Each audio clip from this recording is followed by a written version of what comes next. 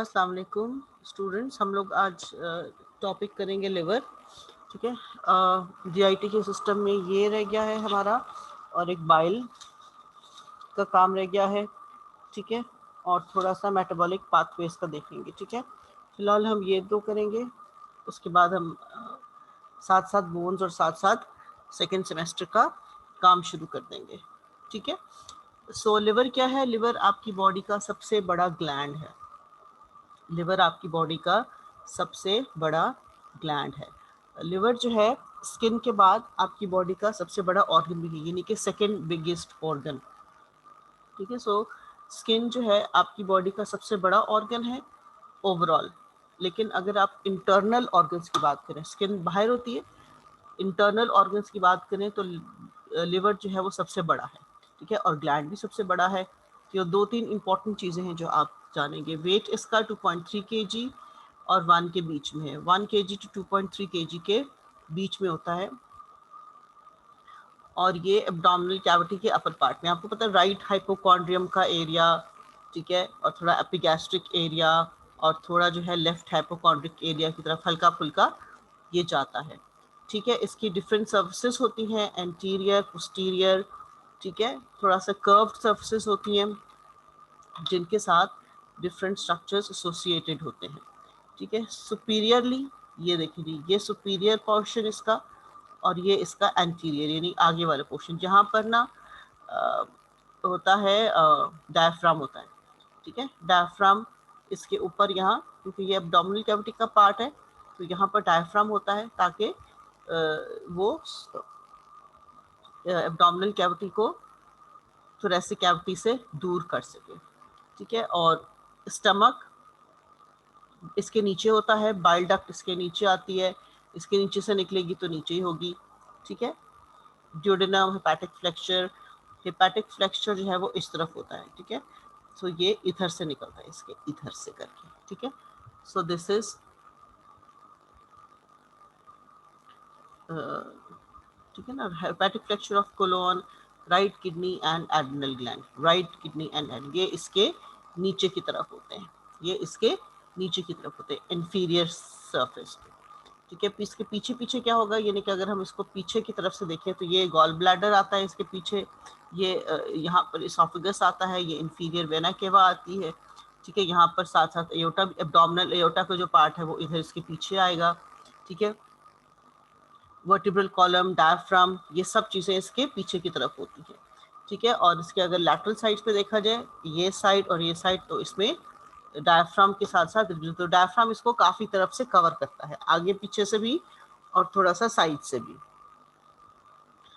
ठीक है, ये किस तरह से होल्ड किया जाता है? पेरिटोनियम का जो फोल्ड होता है ना, ये फैल्सिफॉर्म लिगामेंट है, फिर डायफ्राम है, फिर पेरिटोनियम है, ये इस तरह से एब्डोमिनल कैविटी में जो है वो पड़ा हुआ होता है। ठीक है, इसको ये होल्ड रखते हैं, लटका के रखते हैं, उसकी जगह पे रखते हैं, उसकी पोजीशन पे रखते हैं ध्यान से। ठीक है, अब इसके ना अगर हम एंटीरियर सरफेस पे देखें तो ये दो चीज़ें आ रही हैं, एंटी राइट लोब और लेफ्ट लोब। बट अगर हम टेक्निकली देखें तो इसमें 4 लोब्स हैं। ठीक है, ये राइट और लेफ्ट लोब हमें सामने से नजर आते हैं। अगर हम इसको पीछे से देखें, ठीक है, ये इसकी पिछली सरफेस है। ठीक है, हमने इसको नीचे, ये सामने हमारे अगर पड़ा हुआ है तो हमने बिल्कुल नीचे से ऊपर कर दिया है। ठीक है, नीचे से अगर ऊपर करके देखें तो ये इसकी सरफेस है, ये इसका क्वाड्रेट लोब है, और ये इसका, ये यहाँ पर, ये देखिए यहाँ पर सारा जो है ये वाला, ठीक है, ये क्वाड्रेट लोब है और ये क्वाड्रेट लोब है। तो ये लोब जो है ऊपर नीचे इसके ये दो होते हैं, यानी कि अगर हम इसको ये जो क्वाड्रेट लोब है अभी आपको नीचे आ रहा है, लेकिन अगर लेवर अपनी सही पोजीशन पे होती है ऊपर की साइड पे होगा। ठीक है, इंफीरियर वेना केवा आपको इधर नजर आ रही है, लेकिन ये ऊपर की साइड पे होगी। ठीक है, अब यहाँ पर एक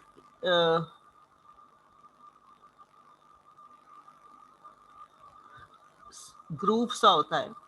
ठीक है, यहाँ पर एक हल्का सा ये कह लें ग्रूव सा होता है, जिसको हम पोर्टल फिशर कहते हैं। ठीक है, पोर्टल फिशर, पोर्टल मतलब पोर्ट, जैसे किसी भी चीज़ के आने आने की जगह, जैसे हाइलम्स होते हैं। ठीक है, इन एंट्री एग्जिट वाला एरिया किसी एक स्पेसिफिक एरिया जगह में। ठीक है, तो ये उससे होता है। ठीक है, पोस्टीरियर सरफेस पे ये पोर्टल आपका फिशर आ गया जहाँ पर बहुत सारी चीज़ें अंदर और बाहर जा रही हैं। ठीक है, इसमें से क्या क्या अंदर जा रहा है? Portal vein, this is your portal vein. Portal vein के बारे में हम आगे पढ़ेंगे, कैसे बनती है, क्या करती है, क्या चीज़ होती है। ठीक है, ये इधर से एंटर कर रही है, क्या कर रही है? एंटर कर रही है। ये ब्लड लेकर आती है कहाँ कहाँ से? स्टमक से, स्प्लीन से, पैनक्रियास से और इंटेस्टाइन से। ठीक है, ये ब्लड लेकर आ रही होती है। हेपेटिक आर्टरीज जो कि इसको ब्लड सप्लाई देती हैं।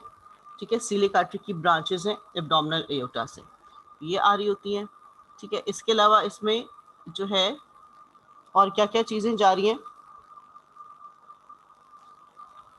नर्व फाइबर्स यहाँ पे आते हैं, सिम्पैथिक पैरासिम्पैथिक नर्व फाइबर्स यहाँ से आ जा रहे होते हैं। Right and left hepatic ducts, ठीक है, ये हिपैटिक डक्ट्स आ गई हैं, right and left hepatic ducts. ठीक है, ये क्या कर रही होती है? लिवर से बाइल लेकर निकल रही होती है, इधर इस तक जाती है। ठीक है जी, यहाँ गॉल ब्लैडर की तरफ लेके जा रही होती हैं। सही है, फिर उसके बाद लिम्फ वेसल्स होती हैं जो कि लिवर को ड्रेन करती हैं। ठीक है, और फिर एब्डोमिनल और थोरेसिक नोड की तरफ सारा लिम्फ जो है वो ले जाती है। ठीक है, तो ये इसके पीछे का हिस्सा है और पोर्टल फिशर है जहाँ से डिफरेंट चीज़ें इसके अंदर और बाहर आती जाती हैं। ब्लड सप्लाई में इसमें जो है 75% जो ब्लड है, जो 75% सप्लाई है वो पोर्टल वेन के थ्रू आती है। ठीक है, और जो 25% है वो हिपैटिक आर्टरीज की तरफ से आती है। ठीक है, पोर्टल हिपैटिक पोर्टल सिस्टम जो पोर्टल वेन और ये मिलकर करते हैं, ये इससे जो है हिपैट 75% आती है तकरीबन और 25% आती है हिपैटिक आर्टरीज से। ठीक होगी बात। वीनस रिटर्न जो है, हिपैटिक वेन्स होती हैं डिफरेंट जिनसे वीनस रिटर्न होता है और फिर ये पोस्टीरियर सरफेस से तरह निकल के इंफीरियर वेना केवा में चली जाती है। ठीक है, स्ट्रक्चर क्या है? अच्छा जी, this is very important to understand. इसमें कुछ इंपॉर्टेंट चीज़ें हैं जो हम देखेंगे। ठीक है, ये आपका एक लोब्यूल है। ठीक है, लिवर जो है it is made up of tiny functional units. ठीक है, उन फंक्शनल यूनिट्स को हम कहते हैं लोब्यूल्स। ठीक है, लोब्यूल्स जो हैं नेकेड आई को विजिबल होते हैं। ठीक है जी, ये इनकी हेक्सागोनल सी शेप होती है, ये देख लें, और ये इनको हम क्या कहते हैं? Hepatocytes. Cuboidal to hexagonal shapes होते हैं, तो बेसिकली क्यूबॉइडल सेल्स होते हैं। ठीक है, जो हेक्सागोन की शेप में नजर आते हैं, तो इनको हम कहते हैं हिपैटोसाइट्स। ठीक है, इनको हम क्या कहते हैं? हिपैटोसाइट्स। जो हिपैटोसाइट्स होते हैं ये मेन फंक्शनल यूनिट होते हैं। ठीक है, अब ये एक लॉब्यूल बहुत जो है लोब, एक लोब जो है लिवर का, जैसे राइट और लेफ्ट लोब है, वो डिफरेंट टाइनी फंक्शनल यूनिट से बनता है, उनको जिनको हम कहते हैं लॉब्यूल। ये एक लॉब्यूल का क्रॉस सेक्शन है, एक लॉब्यूल का क्रॉस सेक्शन है। सिंगल लॉब्यूल को हमने देखा तो वो ऐसा होता है। ठीक है, अब हमने इसका ये वाला पोर्शन ब्रॉड करके देखना है कि एक्चुअली लॉब्यूल में होता क्या क्या है। ठीक है, सो ये वाला पोर्शन हमने अगर ब्रॉड करके देखा तो ये देखिए, दीज आर हिपैटोसाइट्स जो कि देखें पेयर्स में जल रहे हैं। ठीक है, ये कॉलम्स में, पेयर्स ऑफ कॉलम्स, ये कॉलम से बनाए हुए हैं इन्होंने। ठीक है, और ये पेयर्ड अप है, ये देखिए ऊपर से ये बंद है और नीचे से ये ऐसे खुले हैं, फिर ये ऊपर से ऐसे बंद है और नीचे से ये ओपन है। ठीक है, so they are the paired columns of hepatocytes. इसी तरह थ्रू आउट चलते रहते हैं। ठीक है, ये जो आपको नजर आ रहे हैं ये चीजें पेयर्ड कॉलम ऑफ हिपैटोसाइट्स नजर आ रहे हैं। ठीक है जी, ओके। इसके अलावा इसमें से ये चीज आपको नजर आ रही है। ठीक है जी, ये हिपैटिक वेन की एक ब्रांच है, सेंट्रल वेन जिसको कहते हैं। ठीक है, इसको क्या कहते हैं? सेंट्रल वेन कहते हैं। सारी चीजें इसके आसपास ही ये हिपैटोसाइट्स अरेंज्ड है। ठीक है, अब इन दो कॉलम्स के बीच में यहाँ पे, यहाँ पे, यहाँ पे, ये देखिए ये कॉलम्स हैं, यहाँ पर ये बाइल डक्ट। ठीक है, क्योंकि हिपैटोसाइट्स में बाइल बन रहा है और ये फिर कैरी किया जाता है यहाँ पर बाइल डक्ट को, बाइल डक्ट को ये ज्वाइन करता है, ठीक है। इसी तरह ये वाला एरिया भी बाइल डक्ट को ज्वाइन करेगा। ऑलराइट, इसकी अपनी बाइल हो, इसकी डक्ट होगी, फिर ये इसकी डक्ट होगी, फिर डिफरेंट मिलके एक बड़ी डक्ट बना लेंगी। Alright, so these are, you can see, ये एक पेयर है, ये दूसरा पेयर है, इनके बीच में यहाँ पे कैपिलरीज होती हैं, ठीक है। ये देखिए, ये ब्लड की आगे यहाँ पे कैपिलरीज आती हैं, ये ब्लड की वे जा रही है, ठीक है, हेपेटिक आर्टरी की यहाँ पर कैपिलरीज होती हैं। पोर्टल वेन इधर से आ रही है, ठीक है, पोर्टल वेन है, इसकी ब्रांच इसके अंदर जा रही है। तो ये यहाँ पर पेयर्स के बीच में, एक पेयर दूसरा पेयर, इनके बीच में, फिर इसके साथ यहाँ तीसरा पेयर होगा तो उनके बीच में, यहाँ पर ये साइनोसॉइड्स होते हैं, ठीक है। साइनोसॉइड्स होते हैं, थोड़े लार्ज कैपिलरीज होती हैं जो कि इनकम्प्लीट वॉल्स होती हैं, और एक्सचेंज जो है ये डायरेक्टली सेल्स के साथ ज़्यादा बेहतर तरीके से कर सकती हैं। कोई इंटरस्टिशियल फ्लूइड या इस तरह की चीज़ यहाँ पर फिर नहीं होती, they are in direct contact with the cells, ठीक है।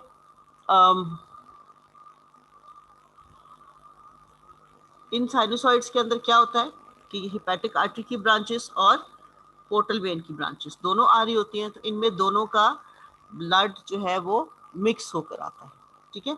और डेफिनेटली ये लिवर सेल्स के बिल्कुल क्लोज कांटेक्ट में है। तो इस तरह की अरेंजमेंट क्या करती है, ये इनके पास न्यूट्रिएंट्स ज़्यादा होते हैं, इन दोनों जगहों से आते हैं, तो ये अरेंजमेंट जो है ये इंश्योर करती है कि ज़्यादा से ज़्यादा न्यूट्रिएंट्स जो हैं वो डायरेक्टली लिवर के सेल्स को मिल सके, क्योंकि liver is a very active organ, और ये अपने काम जो है बड़ा हर वक्त करता रहता है, ठीक है। ये बहुत सारे इंपॉर्टेंट काम करता है हमारी बॉडी में। ऑलराइट, फिर ये इनके सेल्स जो हैं, इनके बीच में ये हैं जी कुप्फर सेल्स। कुप्फर सेल्स क्या होते हैं, ये मैक्रोफेजेस की टाइप्स होती हैं, ठीक है। जो हेपेटिक सेल्स, जो लिवर के अंदर जो मैक्रोफेजेस होते हैं, इनको कुप्फर सेल्स कहते हैं। अब ये मैक्रोफेजेस है तो जाहिर है इन्होंने हार्मफुल बैक्टीरिया को आपके अंदर से निकालना है। So this is a very important structure जो कि आपको समझ आना बड़ा ज़रूरी है। ऑलराइट, ये जो सेंट्रल वेन है, इसका क्या काम है। अब ये जो लोब्यूल्स का सारा ब्लड है, ठीक है, यहाँ पर ब्लड आएगा, न्यूट्रिएंट्स ले जाएंगे, ऑक्सीजन ली जाएगी, कार्बन डाइऑक्साइड दे दी जाएगी हेपेटिक आर्टरीज और पोर्टल वेन में।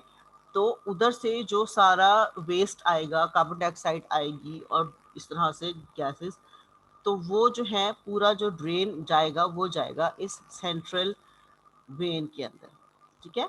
सेंट्रल वेन, ये सेंट्रल वेन किसकी ब्रांच है, ये हेपेटिक वेन की एक ब्रांच आ जाएगी, ठीक है। ये सेंट्रल वेन कहाँ जाकर मिलेगी, हेपेटिक वेन में जाकर मिलेगी। ये एक लॉब्यूल की वेन है, फिर दूसरे लॉब्यूल की वेन आएगी, फिर तीसरे लॉब्यूल की वेन आएगी, इस तरह डिफरेंट लॉब्यूल से सेंट्रल वेन जो है वो निकल के एक मेन हेपेटिक वेन में चली जाएगी।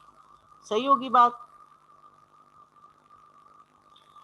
ऑलराइट, तो ये इस तरह से मिलजुल के लार्ज हेपेटिक वेन्स बना लेती हैं, जो कि लिवर से फिर बाहर निकलकर इंफीरियर वेना केवा में चली जाती हैं। तो ये हम सिस्टम पढ़ेंगे, ये वाला भी देखेंगे इसको। इससे पहले मैं आपको कुछ दिखाना चाहती हूँ। ऑलराइट, दिखाऊंगी मैं आपको तस्वीरें, बस ये मैं इसका स्ट्रक्चर का चीज़ें ख़त्म कर लूँ। फंक्शंस ऑफ द लिवर आपको पता है कि बाइल सिक्रीट करता है, ठीक है, और ये इन बाइल कैनालिकुलाई से यहाँ बाइल डक्ट के थ्रू चला जाता है, और बाइल डक्ट्स मिलकर फिर बड़ी डक्ट्स बनाती हैं, ठीक है। सो ये बाइल डक्ट्स जो हैं, जब ये राइट और लेफ्ट जो है हेपेटिक डक्ट्स बनाती हैं, डिफरेंट बाइल डक्ट्स इकट्ठी होकर बड़ी डक्ट्स बनाती हैं, eventually they converge into right and left hepatic ducts, जो कि फिर आगे जाकर कॉमन बाइल डक्ट बना लेती है।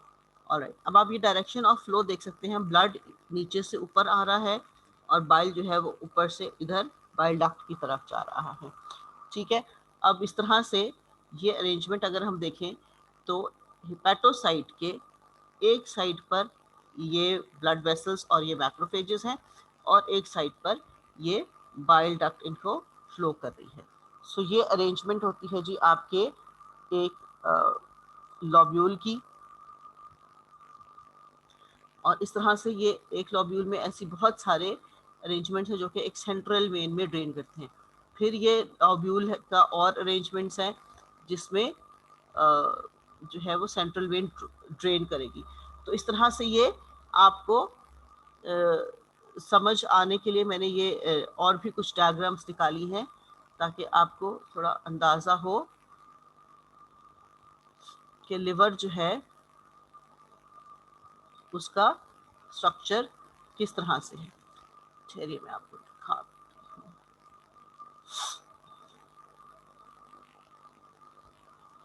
एक मिनट। आपने अभी तक बच्चों अपनी असाइनमेंट्स भी पिछली वाली नहीं सबमिट कराई, ठीक है, आप मुझे करवा दीजिए, वरना फिर आपकी एब्सेंट जो है मैं मार्क कर दूंगी, तो फिर मुझे ना कहेगा कि मैम हमारा तो ये हो गया तो हमारा तो वो हो गया। ठीक है, ऑलराइट। ये देखिएगा आप, लिवर अगर हम इसको ब्रॉड करें, चलिए ठीक है, ये देखिए अब हमने इसको, ये देखिए ये फ्रंट साइड थी, ठीक है ना, ये राइट लोब और ये लेफ्ट लोब, ये बैक साइड देखें तो ये राइट लोब और ये लेफ्ट लोब, ठीक है। फिर यहाँ पर नीचे आपका आ रहा है क्वाड्रेट लोब और ऊपर आता है कॉर्डेट लोब, ठीक है।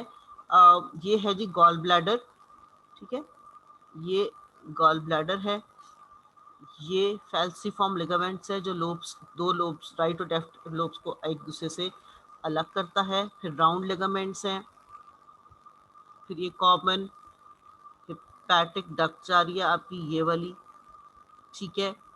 फिर जो है ये गॉल ब्लैडर जा रहा है आपका, यहाँ से हिपैटोपोर्टल वेन जा रही है, ये ब्लू सी आपको नज़र आ रही है, प्रॉपर हिपैट्रिक आर्टरी ये रेड सी जा रही है। सो ये लिवर का अगले और पिछले हिस्से का एक कंपैरिजन है, ठीक है। अब ये अगर हम इस तस्वीर को देखें तो ये उससे थोड़ा आपको क्लियरली एरिया नजर आएगा, ठीक है।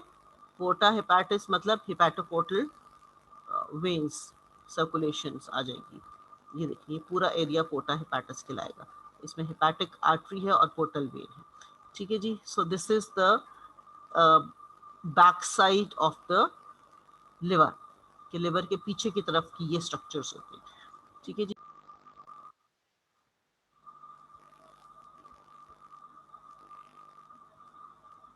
ऑलराइट, सो ये थोड़ा सा आपको पता है नेट का इशू बीच में आ जाता है, तो हम दोबारा से अपनी जो है रिकॉर्डिंग वहीं से स्टार्ट करते हैं।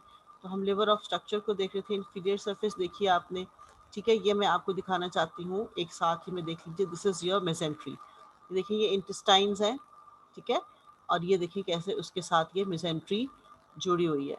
सो ये मेसेंट्री जो है इस तरह से होती है, और ये इंटेस्टाइन्स को और दूसरी चीज़ों को आपके एब्डोमिनल कैविटी के अंदर होल्ड करके रखती है, ठीक है जी। इस तरह से और भी हैं, लेकिन अभी हम जो देखेंगे वो ये देख रहे हैं, ठीक है। हमने देखनी है अभी हिपैटोपोर्टल सर्कुलेशन के बारे में हम थोड़ा सा बात करेंगे। किसी भी और चीज़ पर जाने से पहले, फंक्शन से पहले, मैं एक दफ़ा हिपैटोपोर्टल सर्कुलेशन को टच करना चाहती हूँ।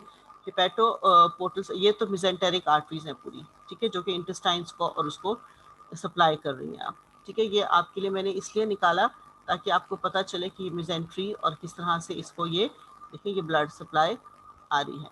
अब ये जो ब्लड सप्लाई आ रही है इंटेस्टाइन्स को, लार्ज इंटेस्टाइन को, स्टमक को, पैनक्रियास, तो यहाँ पर एब्जॉर्प्शन होती है, ठीक है, और जो न्यूट्रिएंट्स हैं वो डायरेक्टली फिर इन वेसल्स में चले जाते हैं, राइट।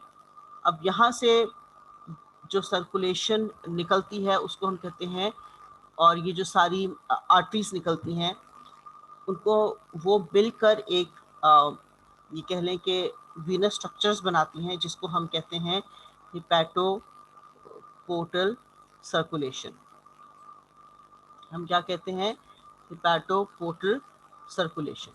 ऑलराइट, ये हिपैटोपोर्टल सर्कुलेशन क्या है जी? हिपैटोपोर्टल सर्कुलेशन, सबसे पहले हिपैटिक पोर्टल वेन्स के बारे में आपका जानना जरूरी है। देखिए जी, हिपैटिक आर्टरी, ठीक है, पोर्टल वेन, ये दोनों चीजें लिवर के अंदर आ रही है। कैसे हो रहा है? हिपैटिक आर्टरी तो आपको पता है उसकी ब्लड सप्लाई है, लिवर में आती है, ठीक है, लिवर की ब्लड सप्लाई है। इसके अलावा पोर्टल वेन किधर से बनती है? पोर्टल वेन बनती है जब इंटेस्टाइन, स्टमक और पैनक्रियास से, स्प्लीन से ब्लड जो है वो rich in nutrients, deoxygenated blood होता है लेकिन रिच इन न्यूट्रिएंट्स, जो निकल रहा है इनसे जो कैपिलरीज निकल रही हैं वो ज्वाइन कर पोर्टल वेन बनाती है। वो ज्वाइन करती हैं तो क्या बनाती हैं? पोर्टल वेन बनाती हैं। बेसिकली कैपिलरी बेड है, ठीक है, कैपिलरी बेड है। जो कैपिलरीज इंटेस्टाइन और स्टमक से और पैनक्रियास से निकलेंगी, न्यूट्रिएंट्स लेके भी निकलेंगी, वो कैपिलरीज जब वीनस कैपिलरीज बनाएंगी तो वो इन्फीरियर वेना केवा में नहीं जाएंगी, वो मिलकर एक बड़ी वेन बनाएंगी जिसको हम कहते हैं पोर्टल वेन। और ये न्यूट्रिएंट्स जो हैं यहाँ से लेकर डायरेक्टली लिवर तक चली जाती हैं। सो portal vein is form basically कहाँ से बनता है? पोर्टल वेन जो है वो जो आपके एब्डोमिनल कैविटी के ऑर्गन्स हैं इनके कैपिलरी नेटवर्क से बनता है। इनके कैपिलरी नेटवर्क से मिलकर एक बड़ी वीनस वेन बनती है जिसको हम पोर्टल वेन कहते हैं, ठीक है। और पोर्टल सिस्टम क्या होता है? एक वीनस स्ट्रक्चर्स होता है विच एनेबल्स द ब्लड को एनेबल करता है एक सेट ऑफ कैपिलरीज से दूसरे सेट ऑफ कैपिलरीज तक जाने में, ठीक है। एक सेट ऑफ कैपिलरी बेड्स से डायरेक्टली दूसरे सेट ऑफ कैपिलरी बेड्स, वो कैपिलरी बेड्स जो हैं पोर्टल सिस्टम में सर्कुलेट करता है, ठीक है। और फिर उसके बाद जो है वो ब्लड हार्ट में जाएगा। यहाँ से डायरेक्टली ब्लड हार्ट में नहीं जाता, इंटेस्टाइन्स कैविटी से पहले हिपैटोपोर्टल सर्कुलेशन के जरिए लिवर में जाता है, वहाँ से न्यूट्रिएंट्स एब्जॉर्ब कर लिए जाते हैं इम्पॉर्टेंट जो हैं, और फिर जो वेस्ट वगैरह है जहाँ वो डीऑक्सीनेटेड ब्लड प्रॉपर है वो दिया जाता है इंफीरियर वेना केवा को। मेजॉरिटी ऑफ जो कैपिलरीज होती है ना ब्लड, वो डायरेक्टली हार्ट करती हैं, लेकिन पोर्टल सिस्टम जो है ये थोड़ा सा फर्क है, ठीक है जी। और हिपैटोपोर्टल सर्कुलेशन जो है वेरी इंपॉर्टेंट है। उसमें क्या होता है कि जो capillaries of the GIT tract है ना पूरी, उनको लिवर की कैपिलरीज के साथ ये ज्वाइन कर देता है। हिपैटोपोर्टल सिस्टम क्या है जी? System which joins the capillaries of the GIT with the capillaries in the liver, ठीक है। और न्यूट्रिएंट, क्योंकि देखें जीआईटी से डायरेक्टली एब्जॉर्प्शन हो रही है ना इंटेस्टाइन से, तो जब एब्जॉर्प्शन हो रही है तो उसके अंदर जो भी कैपिलरीज हैं वीन्स जो ड्रेन कर रही हैं उनके अंदर शायद ऑक्सीजन इतनी नहीं है लेकिन न्यूट्रिएंट्स बहुत ज़्यादा हैं, तो ये सारे चले जाते हैं लिवर में डायरेक्टली, ठीक है। फिर वहाँ से न्यूट्रिएंट्स, इंपॉर्टेंट न्यूट्रिएंट्स लिए जाते हैं और जो वेस्ट है वो फिर लिया जाता है और फिर ब्लड जो है वो हार्ट को जाता है आगे। अब ये हम देखते हैं, ये जो आपकी ब्लड फ्लो इधर जा रहा है, ठीक है, हिपैटिक आर्टरी जो ऑक्सीजनेटेड ब्लड लेकर आ रही है आपकी, ठीक है, ये आपकी हिपैटिक आर्टरी आ रही है। पोर्टल वेन डीऑक्सीजनेटेड ब्लड लेके आ रही है, ये आपकी पोर्टल वेन है जो डीऑक्सीजनेटेड ब्लड लेकर आ रही है, ठीक है। लेकिन इस डीऑक्सीजनेटेड ब्लड में न्यूट्रिएंट्स काफ़ी हैं, ठीक है, वहाँ से निकली हैं। जब एक ऑर्गन से कैपिलरीज निकलती हैं तो डीऑक्सीजनेटेड ब्लड लेके आ रही हैं, लेकिन यहाँ से क्या है, क्योंकि एब्जॉर्प्शन हुई हुई है न्यूट्रिएंट्स की, तो यहाँ पर न्यूट्रिएंट रिच ब्लड होता है, ठीक है। ये फिर इंटरलोबुलर वेन में चला जाएगा, ठीक है, लोब के अंदर की जो वेन है उसके अंदर चले जाएंगे, ठीक है। फिर ये आपके साइनोसॉइड के अंदर चला जाएगा, ये हैं जी साइनोसॉइड्स, ठीक है, यहाँ पर साइनोसॉइड्स होते हैं, ये एरिया साइनोसॉइड्स कहलाता है। और साइनोसॉइड्स के बाद ये सेंट्रल वेव में चला जाता है। यहाँ से उन्होंने साइनोसॉइड में जाए, यहाँ पर चीज़ें दे दी, कार्बन डाइऑक्साइड ले ली, ऑक्सीजन दे दी, न्यूट्रिएंट दे दिया, कार्बन डाइऑक्साइड ले ली, तो ये सेंट्रल वेव में चला गया, ठीक है। सेंट्रल वेन में जाने के बाद ये हिपैटिक वेन में चला जाएगा और हिपैटिक वेन के बाद इंफीरियर वेना के में जाएगा और फिर right atrium of the heart में चला जाएगा। ये लिवर के अंदर है, ये लिवर के बाहर जा रहा है। ठीक है। सो इस तरह से ब्लड सर्कुलेशन होती है आपके लिवर में। Functions of the liver very important है। ये हमारे बॉडी में बहुत सारे इंपॉर्टेंट फंक्शंस परफॉर्म करता है। कौन कौन से हैं जी? सबसे पहले तो आपको पता है कि कार्बोहाइड्रेट मेटाबॉलिज्म, आपको ग्लूकागॉन और इंसुलिन का बड़ी अच्छी तरह से पता है। ठीक है। तो आपको पता है कि जब हम मील लेते हैं तो हमारे ब्लड में ग्लूकोज लेवल ज़्यादा हो जाता है।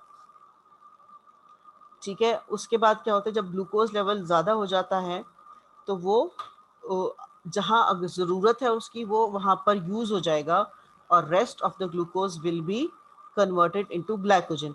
ग्लाइकोजन जो है वो लिवर में जाके स्टोर होता है। ठीक है। वो लिवर में स्टोर हो जाता है और ये जो है किस तरह से होता है, इंसुलिन हार्मोन से होता है। इंसुलिन हार्मोन रिलीज होता है जब ग्लूकोज लेवल हाई होते हैं। इंसुलिन जो है फिर ग्लूकोज को जहाँ पर उसने एब्जॉर्ब कराता है डिफरेंट जगहों पे, स्केलेटल मसल्स में जाना है, स्टोर होना है, एनर्जी के लिए फौरन उसने यूज़ होना है, जहाँ जहाँ ज़रूरत है वहाँ वहाँ मैसेज जो पहुँचा देगा जी कि ग्लूकोज की ज़रूरत यहाँ है। जब ज़रूरत नहीं है तो सेंड हो जाएगा मैसेज कि okay now store this in the liver.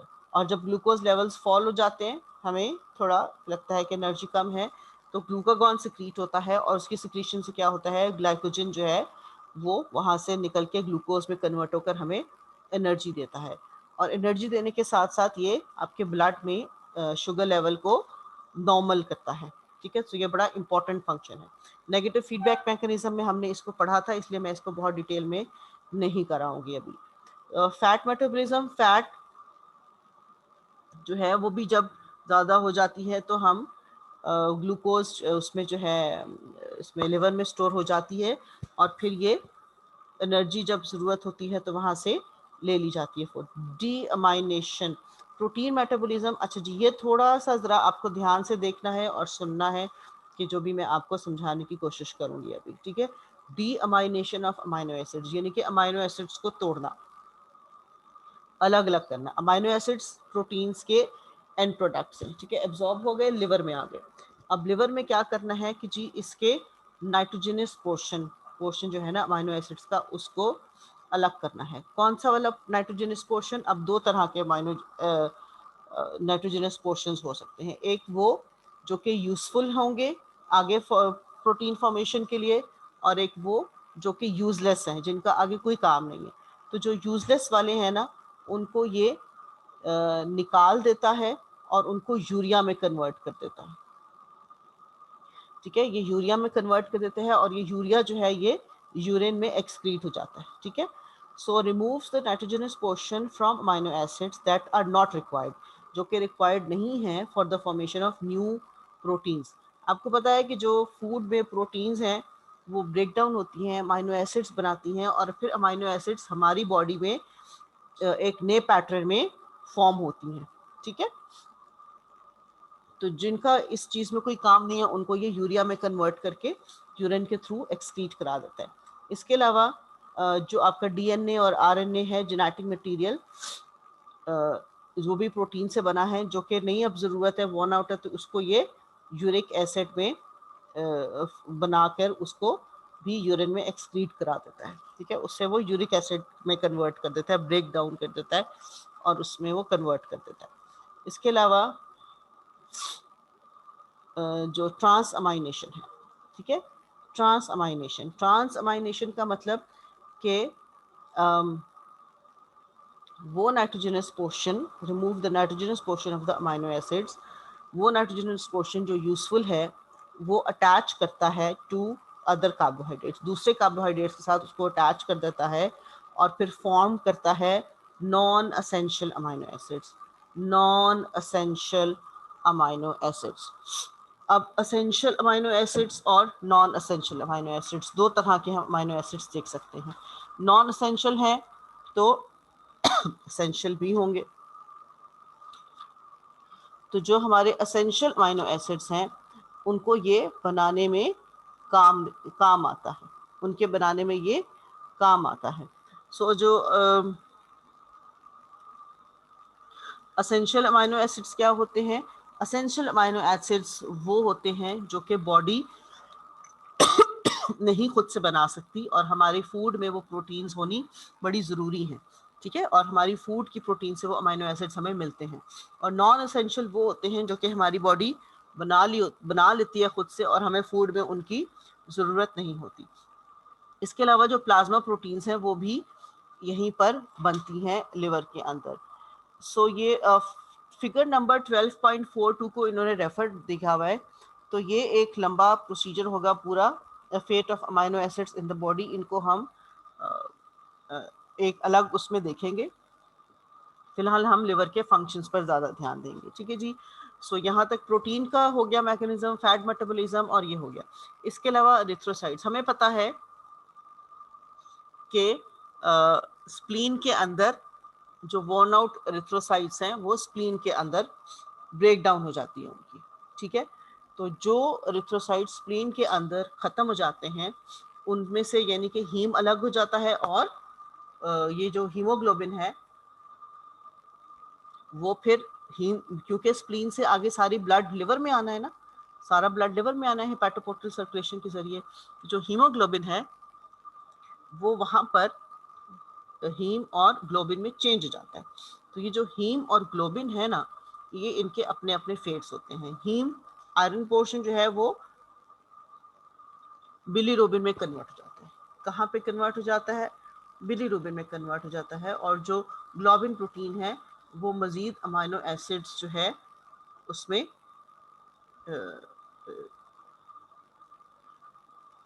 Amino acids है जो दूसरे किसी काम में इस्तेमाल हो जाती है, दे दी जाती है, ठीक है।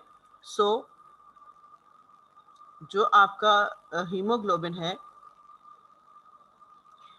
उसमें से जो हीम पोर्शन है वो कॉन्जुगेट हो जाता है, वो कॉन्जुगेट हो जाता है लिवर के अंदर, ठीक है। किसी और चीज के साथ कंबाइन कर दिया जाता है।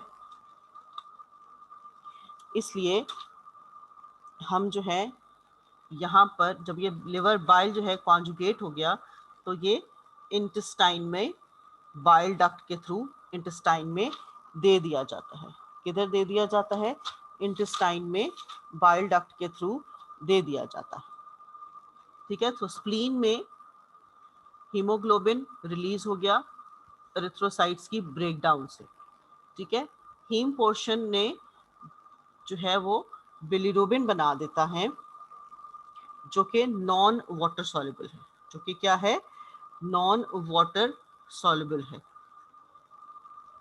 और ये जो है फिर लिवर में जब आता है तो ये कॉन्जुगेट हो जाता है। ये क्या होता है? कॉन्जुगेट हो जाता है, और ये कन्वर्ट हो जाता है वाटर सॉल्युबल बिलीरुबिन में। जो कॉन्जुगेटेड लिवर है, जो कॉन्जुगेटेड आपका बिलीरुबिन है, that is the water soluble bilirubin, ठीक है। कॉन्जुगेशन मतलब किसी दूसरी चीज के साथ इसको मिक्सअप कर देना। ऑलराइट, सो यहाँ पर कॉन्जुगेशन होती है इसकी। फिर ये क्या होता है आगे? ये इंटेस्टाइन में बाइल डक्ट के थ्रू, ये जो कॉन्जुगेटेड बिलीरुबिन है ये बाइल डक्ट के थ्रू चला जाता है आपके इंटेस्टाइन्स में, और फिर इंटेस्टाइन्स में से जो इसके बाइल सॉल्ट्स हैं वो पोर्टल वेन के थ्रू दोबारा लिवर में आ जाते हैं, ठीक है। तो इस तरह से बहुत सारे बाइल सॉल्ट्स रिसाइकल हो जाते हैं, ठीक है। और जो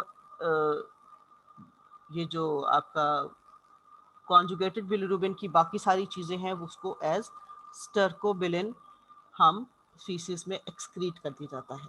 सो इम्पॉर्टेंट चीज़ें वापस ले ली जाती हैं, बाकी फीसिस में एक्सक्रीट कर दी जाती हैं एज स्टर्कोबिलिन, ठीक है। और इसके अलावा बिलीरुबिन जो है ब्लड स्ट्रीम में भी एंटर हो जाता है, ठीक है। वाटर सॉल्युबल है, वो ब्लड स्ट्रीम में भी एंटर हो जाता है, और किडनीज में एज जीरो बिलिनोजन यूरिन के थ्रू दे दिया जाता है। तो ये जो है इसके साथ इसकी ये फेट है बिलिरुबिन की। ठीक है जी। अब हम इसको थोड़ा डिटेल में देखेंगे जब हम बाइल की सिक्रीशन पढ़ेंगे, आगे इसके बारे में डिटेल पढ़ेंगे। तो इम्पॉर्टेंट फंक्शन है जनाब हिपैटोसाइट्स का कि वो बाइल बनाते हैं और उसको डिफरेंट एरियाज में दे दी जाती है। ठीक है, बाइल की कॉम्पोजिशन में क्या क्या है जी? Water, mineral salts, mucus, bile pigments जिनमें ज़्यादातर बिलिरुबिन होता है, फिर बाइल और उसके साथ साथ कोलेस्ट्रॉल होता है। इसके अलावा कुछ हार्मोन्स की एक्टिवेशन, इनएक्टिवेशन इसका काम है। हीट प्रोडक्शन होती है क्योंकि ये बहुत एक्टिव ऑर्गन है। एनर्जी प्रोड्यूस होती है, साथ साथ हीट भी प्रोड्यूस होती है। डिटॉक्सिफिकेशन करता है जी ड्रग्स की। ठीक है, कुछ ड्रग्स जो कि बहुत इनएक्टिवेट कर दी जाती हैं लिवर से और फिर जो है ये अपना टॉक्सिक इफेक्ट खो देती हैं। ठीक है, हमने ये तब भी पढ़ा था जब हम स्मूथ एंडोप्लाज्मिक रेटिकुलम का फंक्शन पढ़े थे, डिटॉक्सिफिकेशन ऑफ ड्रग्स में, अल्कोहल में। तो ये वही चीज़ है सारी। ठीक है, वो सारी लिवर में ये स्मूथ एंडोप्लाज्मिक रेटिकुलम बहुत ज़्यादा होता है सेल्स के अंदर। ठीक है, तो ये यहाँ पर इनकी डिटॉक्सिफिकेशन हो जाती है। ठीक है, सो अब हम बात करते हैं बाइल के सिक्रीशन और फंक्शंस के बारे में। ये देखें जी, ये टॉपिक जो है, एक सेकेंड,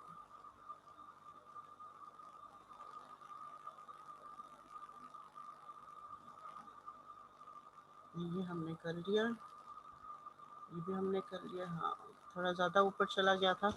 ऑलराइट, सो यहाँ पर है। ठीक है, ये हमने स्ट्रक्चर डिस्कस कर लिया, ये मैंने हेपेटोपोर्टल सर्कुलेशन का कर लिया। फंक्शंस में बात हो रही है, bile, pigment, functions of bile. Alright, अगर हम बिलरी सिक्रीशन के बारे में या उसका जो बाइल है जो सिक्रीट होता है लिवर से और गॉल ब्लैडर में स्टोर हो जाता है, उसके बारे में बात कर रहे हैं, तो हम इस बाइल के फंक्शंस भी देख लेते हैं साथ ही। बाइल एसिड्स जो हैं, बाइल जो है फैट डाइजेशन में काम करता है। मैंने आपको इमल्सिफिकेशन का जिक्र किया था। ठीक है, उनको थोड़ा सा अलग-अलग कर देगा एक दूसरे से। किस तरह से? बाइल एसिड्स होते हैं कोलिक एंड कीनोडीऑक्सीकोलिक एसिड्स। ठीक है, ये हेपेटोसाइट्स से में सिक्रीट होते हैं कोलेस्ट्रॉल की मदद से, और फिर ये बाइल के अंदर सिक्रीट कर दिए जाते हैं एज सोडियम और पोटेशियम सॉल्ट्स। ये होते हैं salts of potassium and sodium, जो कि आपके बाइल में सिक्रीट हो जाते हैं, और जब ये स्मॉल इंटेस्टाइन में जाते हैं तो हम फैट को इमल्सिफाई करते हैं। इमल्सिफिकेशन का मतलब कि फैट को डाइजेस्ट नहीं करते, बल्कि एक उनको इन्वायरमेंट देते हैं जिसमें वो आसानी से डाइजेस्ट हो सकते हैं। ठीक है, उनकी डाइजेशन में हेल्प करते हैं, उनको डाइजेस्ट नहीं करते हैं, उनके ऊपर एक्ट नहीं करते हैं। जिस तरह से ये कह लें कि वो दानेदार किस्म की नहीं, एक सस्पेंशन बन जाती है। ठीक है, सो ये एक सस्पेंशन सी बना देते हैं उनकी, ताकि उनके ऊपर एंजाइम्स का एक्शन ज़्यादा आसानी से हो सके। ठीक है, अब क्योंकि ये फैट्स जो हैं ये वाटर के अंदर सॉल्युबल नहीं होते हैं, तो बाइल जो है उनको थोड़ा सा वाटर सॉल्युबल बना देता है, बाइल सॉल्ट्स जो हैं। ठीक है, और फिर ये वाटर सॉल्युबल जो फैट सॉल्युबल विटामिन हैं उनके साथ ये जो है रेडली इनके साथ मिलकर एब्जॉर्ब हो जाते हैं। ठीक है जी, सो ये इसका काम है कि फैट सॉल्युबल विटामिन की एब्जॉर्प्शन भी करना और साथ साथ फैट्स की इमल्सिफिकेशन करना। टर्मिनल इलियम में क्या होता है जी, बहुत सारे सॉल्ट्स जो हैं रीअब्जॉर्ब होते हैं। जैसे मैंने आपको कहा, इंटेस्टाइन में चले जाते हैं, लिवर में चले जाते हैं, पोर्टल वेन के थ्रू इंटैरो हेपेटिक सर्कुलेशन। इंटैरो यानी गट, हेपेटिक यानी लिवर। ये गट और लिवर के बीच की जो सर्कुलेशन है, इसके थ्रू ये बार बार रिसाइकल हो जाते हैं। ठीक है जी, सो बहुत सारे थोड़े से बाइल से बहुत सारे सॉल्ट्स जो हैं इस पूरी सर्कुलेशन में घूम फिर रहे होते हैं। ऑलराइट, अब बिलिरुबिन जो है वेरी इंपॉर्टेंट है, उसमें आप देख लें कि bilirubin is product of haemolysis of erythrocytes. ठीक है जी, other macrophages in spleen and bone marrow, दोनों जगह पे एरिथ्रोसाइट्स की ब्रेकडाउन से ये बनता है।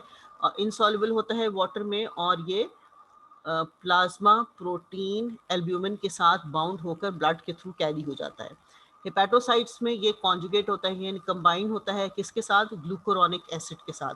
ग्लूकोरोनिक एसिड के साथ ये कंबाइन हो जाता है और उसके बाद ये वाटर सॉल्युबल बन जाता है और फिर ये आराम से बाइल में जाकर एक्सक्रीट हो जाता है। लार्ज इंटेस्टाइन के जो माइक्रोब्स हैं वो बिलीरुबिन को किस में कन्वर्ट कर देते हैं, स्टर्कोबिलिन में, स्टर्कोबिलिन में, ठीक है। लार्ज इंटेस्टाइन में ये स्टर्कोबिलिन में कन्वर्ट हो जाता है, जिससे ये जो कि फिर फीसिस के साथ एक्सक्रीट कर दिया जाता है। स्टर्कोबिलिन का क्या काम होता है, स्टर्कोबिलिन ने जो फीसिस का कलर है वो उसकी वजह से आता है और साथ साथ ही उसको ड्योडराइज करता है। इसका क्या मतलब है कि ये उसकी ये कह रहे हैं कि जो उसकी अनप्लेजेंट सी स्मेल होती है ना, उसको ये कम कर देते हैं, तो इसका ये भी एक फंक्शन है। थोड़ा सा जो है ऑफ बिलिरुबिन जो है वो एब्जॉर्ब हो जाता है यूरिन में एज यूरोबिलिनोजन, जो हमने देखा वो किडनी में चला जाता है।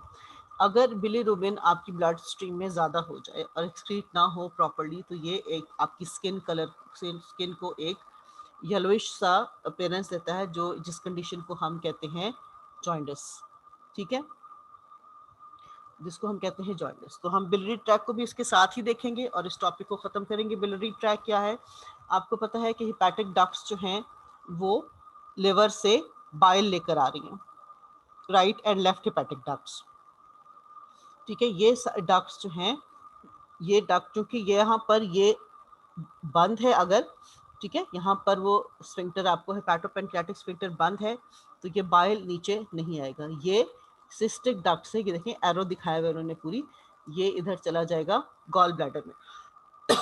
गॉल ब्लैडर में ये यहाँ पर रहता है बॉडी में और ये थोड़ा सा कॉन्सेंट्रेट हो जाता है, बाइल सॉल्ट्स एसिड्स मजीद कॉन्सेंट्रेट हो जाते हैं यहाँ पे, ठीक है। फिर यहाँ से ये वापस इधर फ्लो करते हैं सिस्टिक डक्ट से जब ज़रूरत पड़ी है यहाँ पे, और ये यहाँ पे कॉमन हिपैटिक डक्ट, जो सिस्टिक डक्ट है वो बाइल डक्ट के साथ मिलकर कॉमन बाइल डक्ट जो है वो बनाती है, और कॉमन बाइल डक्ट जो है उसके थ्रू ये यहाँ पर आ जाता है एम्पुला ऑफ वेटर तक। यहाँ से पेनक्रियाटिक डक्ट से पेनक्रियाटिक जूस आ रहा है और ये दोनों यहाँ पर एम्पुला ऑफ वेटर पे मिल जाते हैं, जो हिपैटोपेनक्रियाटिक एम्पुला, राइट। यहाँ पर हिपैटोपेनक्रियाटिक स्फिंक्टर है, ठीक है। ये जब रिलैक्स करेगा तो ये ड्यूडेनल पेपिला इसको कहते हैं, इस एरिया को ड्यूडेनल, मेजर ड्यूडेनल पेपिला। तो यहाँ से ये सिक्रीशंस जो हैं इस ड्यूडेनम के अंदर आएंगी, बाइल जो है वो इमल्सिफिकेशन करेगा और पेनक्रियाटिक जूस जो है उसके एंजाइम्स की वजह से जो है इसमें डाइजेशन होगी, ठीक है जी। ये इतना ही है स्ट्रक्चर में। बाइल के तीन चीज़ें होती हैं, एक फंडस है, बॉडी है और एक नेक है। मैं आपको इसकी भी तस्वीर दिखा देती हूँ यहाँ पे, ओके। इधर गया, यहाँ पे इधर ऊपर ही है, यहाँ पे, हाँ अच्छा और ऊपर है, सॉरी, ऑलराइट, ठीक है।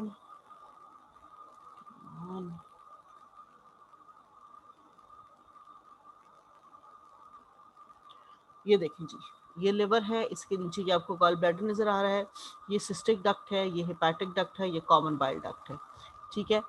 ये स्टमक है, ये पैनक्रियास है, ये आपका ट्रांसवर्स कोलोन है और ये इसकी पोजीशन है गॉल ब्लैडर की आपकी बॉडी में,